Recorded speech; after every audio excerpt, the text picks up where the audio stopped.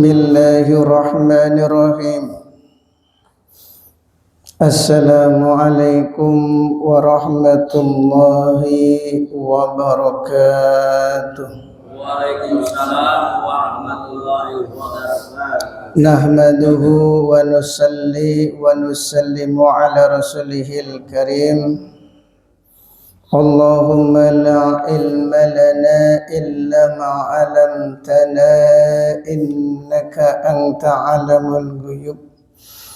Rabbi shrah li sadri wa yassir li amri wahlul 'uqdatam min lisani yafqahu qawli. Jamaah salat subuh yang sama-sama mencari ridhonya Allah Subhanahu wa ta'ala. Bersyukur kita sebelumnya kepada Allah Subhanahu wa ta'ala. Alhamdulillah, berkat rahmat hidayah serta inayahnya kita masih diistiqomahkan oleh Allah untuk melaksanakan suatu perintah yang sangat mulia, yaitu salat subuh dengan berjamaah. Alhamdulillah, di mana orang yang mengerjakan sholat subuh dengan berjamaah ini mendapat jaminan daripada Allah. Wa man sholat subuh fahuwa fi dhimmatillah. Barang siapa yang sholat subuh maka dia berada dalam jaminan Allah. Maka mudah-mudahan kita semua mendapat jaminan Allah Subhanahu wa ta'ala. Amin. Rizki kita dijamin oleh Allah, kesehatan kita dijamin oleh Allah, keturunan-keturunan kita dijamin oleh Allah Subhanahu wa ta'ala. Hadirin yang dimuliakan oleh Allah Subhanahu wa ta'ala, sejenak kita mendengarkan satu hadis dari baginda Nabi Muhammad sallallahu alaihi wasallam tentang bahayanya orang itu meminta-minta. Karena meminta-minta itu mengurangi keberkahan dalam rezeki. Maka ada seorang sahabat bernama Hakim Ibnu Hizam radhiyallahu anhu. Beliau berkata, sa'altu Rasulullah sallallahu alaihi wasallam fa'atani. Aku telah meminta kepada baginda Nabi Muhammad sallallahu alaihi wasallam. Ini yang diminta adalah harta. Fa'atani, kemudian Rasulullah sallallahu alaihi wasallam memenuhi permintaanku. Sahabat minta, Nabi kasih. Tsumma sa'altuhu, kemudian sahabat tadi minta lagi. Fa'atani, kemudian Rasulullah sallallahu alaihi wasallam pun memenuhi permintaannya. Berapa kali? Sudah 2 kali. Minta, Nabi kasih. Minta, Nabi kasih. Akan tetapi ketika dia minta kedua kalinya, Nabi pun memenuhi permintaannya sambil beliau bersabda, ya Hakim, wahai Hakim, inna hadal mal, sesungguhnya harta ini, khadirun, adalah lezat, khulwun, dan nikmat. Memang duit ini lezat dan nikmat. Siapa yang gak tertarik dengan duit? Ayo. Kecuali ayam, dikasih duit sama beras lebih memilih beras. Tapi namanya manusia, ya, kalau bisa memilih antara beras dengan duit 1 miliar, tentu akan memilih duit 1 miliar. Beda dengan ayam. Karena kalau 1 miliar bisa membeli bukan gudang beras. Bukan hanya beras, segudang-gudangnya bisa dibeli. Nah, inilah harta, kata Nabi, khadirun, khulwun, lezat dan manis. Jadi duit itu memang sifatnya lezat dan manis. Orang yang melihatnya pasti tertarik. Faman akhadahu bisakhatin, bisa khawatin nafsin burika lahu fihi, kata Nabi. Maka barang siapa yang mengambilnya dengan qanaah, ya, didasari dengan qanaah, merasa selalu cukup, burika lahu fihi, maka Allah akan memberkahi harta tersebut. Masya Allah. Jadi orang itu ya sifatnya pada umumnya itu tomak dengan namanya harta. Orang itu kalau sudah pernah minta sekali kemudian kita kasih, itu besoknya datang deui. Betul nggak? Jangankan minta, minjem duit sekali ya, dia pinjemin itu duit, nanti besok datang lagi. Ya, pertama dia minjamnya 500.000 dengan janji 1 bulan dikembalikan. 1 bulan dikembalikan, nanti besoknya kalau sudah dikembalikan dia minjam lebih besar lagi, bisa pinjamnya 5 juta. Ya, coba, ini sifat manusia pada umumnya tomak dengan harta.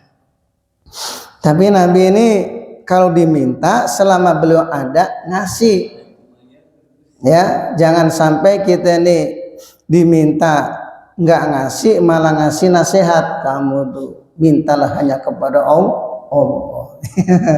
Nabi enggak, sahabat minta beliau kasih sekali, kok 2 kali minta deui, beliau kasih nasihat, tapi dikasih juga, tapi ngasih nasihat. Ya hakim, inna hadal mal khudirun khulwun, sesungguhnya harta ini lezat dan manis. Faman akhadahu bisa khawatin nafsin burikallahu fihi, maka barang siapa yang mengambilnya dengan qanaah, maka akan diberkahi rezekinya.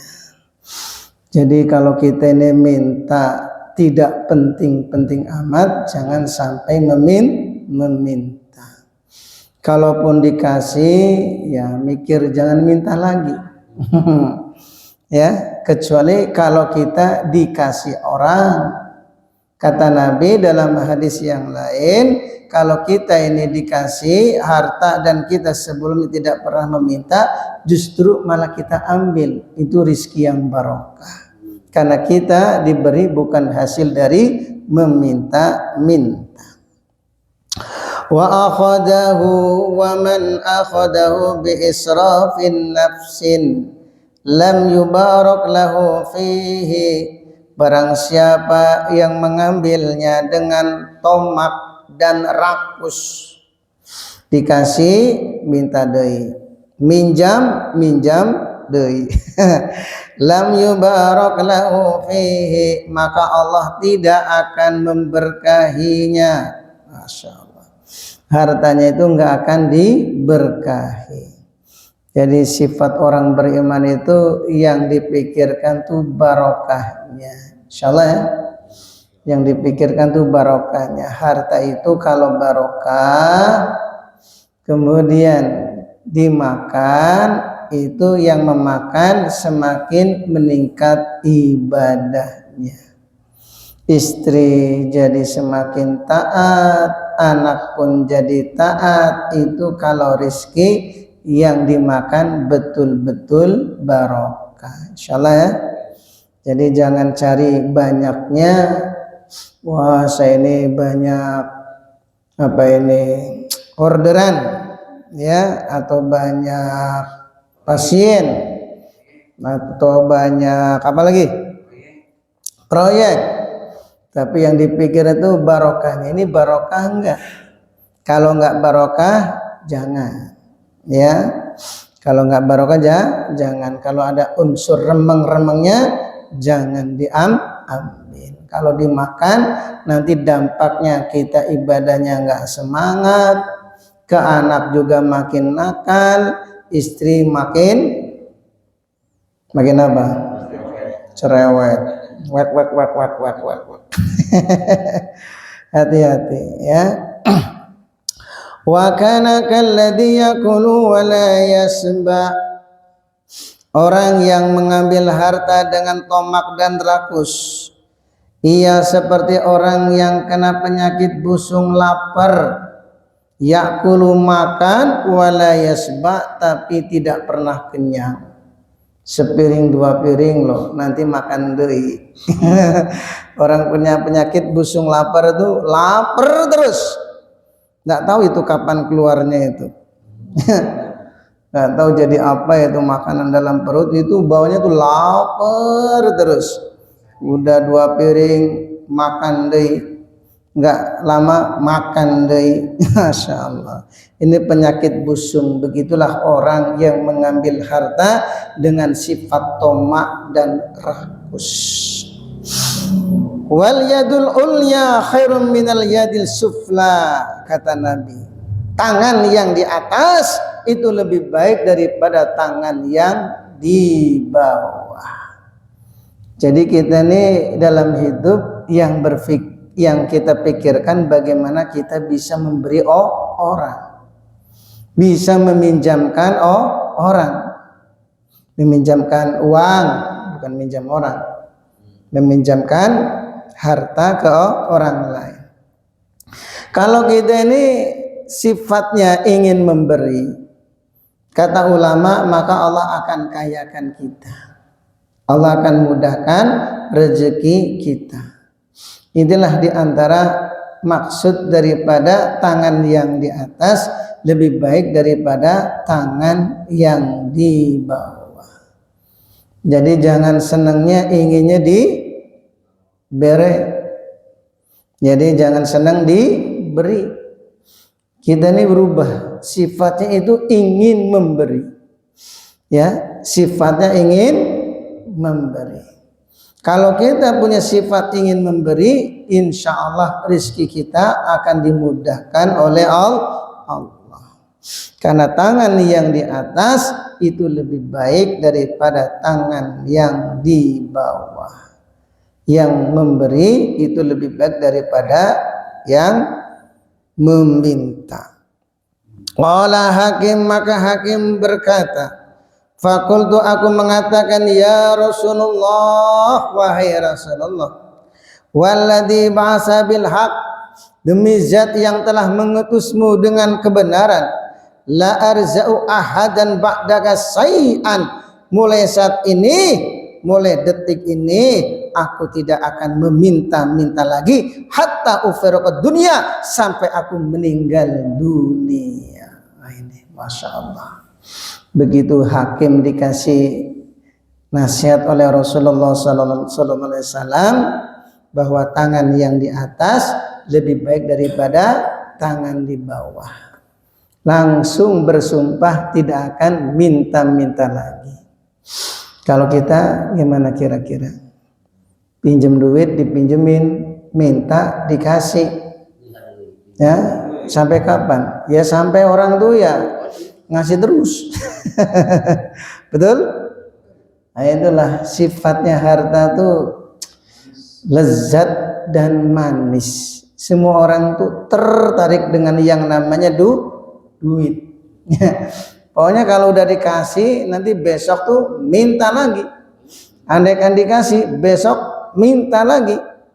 Ya, nanti besoknya minta lagi terus, nggak akan ada puas-puasnya. Seperti orang kena penyakit busung lapar, sudah makan nggak kenyang-kenyang.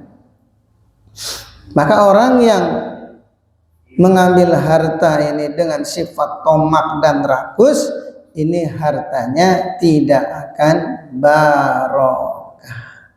Memang dia dapat duit hasil meminta-minta, tapi uangnya tidak barokah.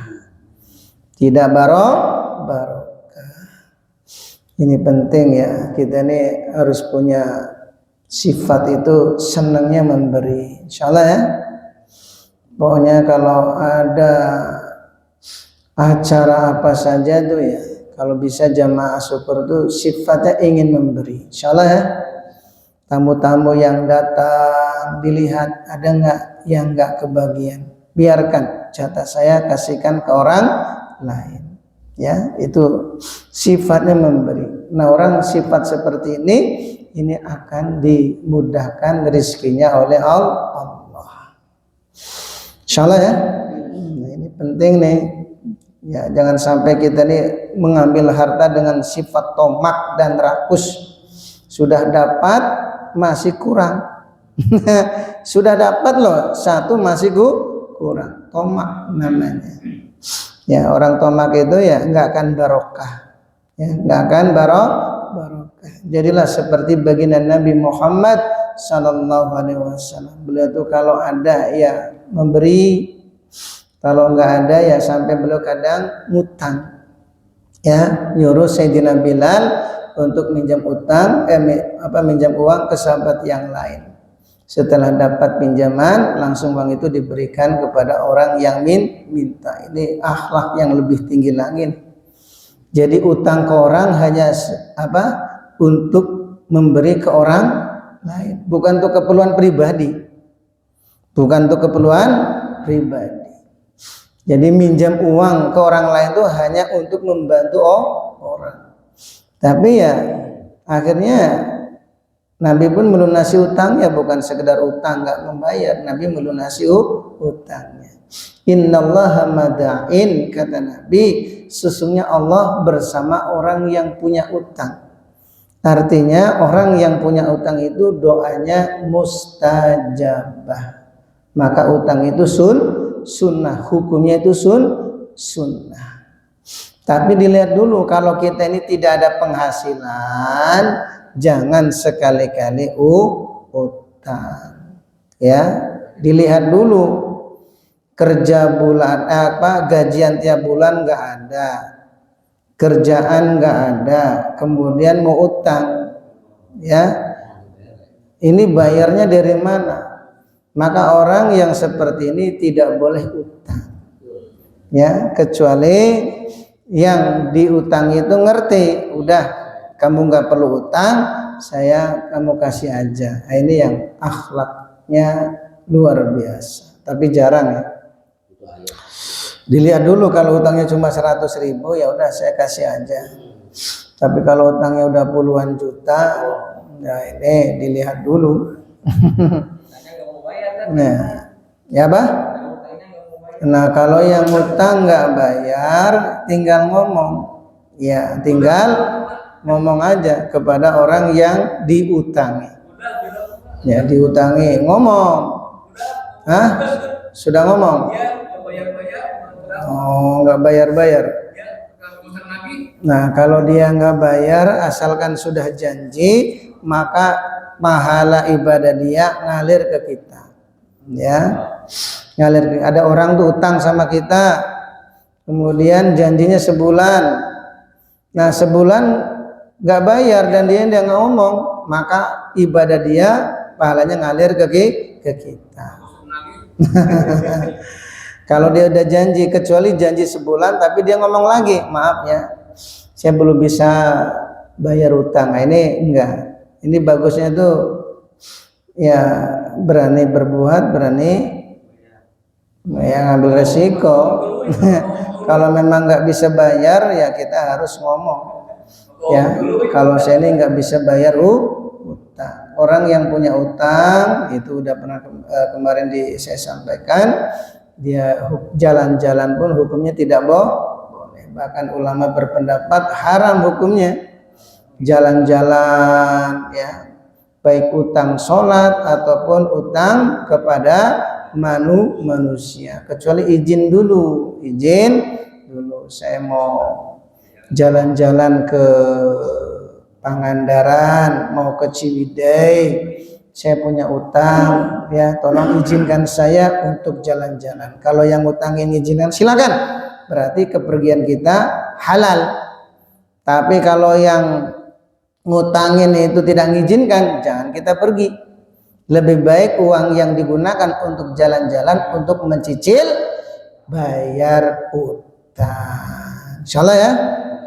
Ini bab paling penting nih, ya, karena banyakkan orang itu kalau udah punya utang main pergi-pergi aja, jalan-jalan kemana, ya, apalagi ibadah umroh, masya Allah. Kecuali izin dulu ke orang yang diutangi. Saya mau safar jauh, ya mohon keikhlasannya, saya mau pergi jauh, tolong diizinkan. Kalau yang utangi sudah mengizinkan, berarti kepergian kita halal, bukan maksiat. Tapi kalau kita nggak ngomong, tiba-tiba pergi begitu saja, maka kepergian kita dihitung kepergian yang maksiat. Bahkan kata ulama, menjamak sholat pun tidak boleh. Menjamak, mengqashar itu enggak boleh karena kepergian dia dianggap kepergian yang maksiat. Jadi enggak mesti orang safar itu bisa menjamak atau mengqashar. Dilihat dulu, kalau orang itu jalan-jalan ke Bali, sudah tahu Bali itu tempat maksiat, di pantai banyak bule-bule telanjang, maka perjalanan kita ke Bali itu selama perjalanan tidak boleh menjamak sholat.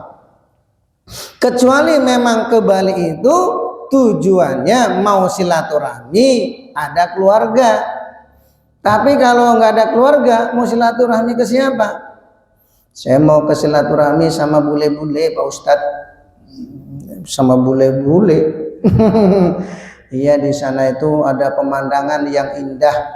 Katanya ada orang nggak pakai baju, ya berjemur di pantai. Saya mau silaturahmi, karena sesama manusia. Nah ini salah, sangat salah. Silakan pergi, tapi jangan menjamak sholat. Karena menjamak sholat itu tujuan yang baik. Mau silaturahmi boleh, mau dakwah boleh, mau umroh atau ibadah haji boleh. Kalau tujuan mau jalan-jalan yang tempat itu maksiat, jangan menjamak sholat atau mengqashar sholat. Soalnya kan sebagian kita nggak ngerti. Satu rombongan berangkat, ya waktunya sholat kita jamak. Padahal mau ke Bali, nggak boleh. Kata ulama tidak boleh menjamak sholat. Menjamak mengqashar sholat itu kalau tujuan baik. Tujuan baik, mau menghadiri pengajian akbar, mau silaturahmi ketemu keluarga atau kerabat, itu boleh. Walaupun ya nanti sampai ke sana ketemu kerabat, mampir ke pantai Bali, tapi ke pantai Bali itu ya maksiat bagi dia, ya. Tapi tujuan dia awal kan memang mau silaturahmi ke kerabat atau keluarga, itu boleh. Lebihnya kalau dia memang mau jalan-jalan ke pantai, yaitu dosa bagi dia. Bisa dipahami ya?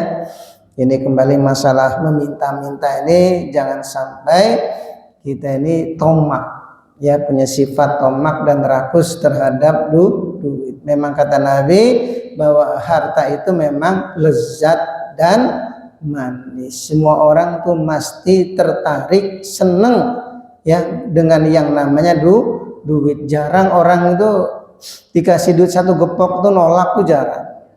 Ya, betul nggak? Termasuk yang ngomong. Tapi kalau dapat segepok untuk umat boleh, ya, untuk umat. Kalau perlu ya, kalau ngasihnya sampai ratusan juta ya jamaah ini makmur banget nih. Nggak tanggung-tanggung sembakonya nih. Satu orang itu bisa satu ember gede, isinya 1 jutaan. Masya Allah, insya Allah. Mudah-mudahan ya rezeki kita semuanya dimudahkan oleh Allah Subhanahu wa taala. Subhanallah wa bihamdihi, subhanallah wa bihamdika, asyhadu an la ilaha illallah wa atubu ilaik. Wassalamualaikum warahmatullahi wabarakatuh.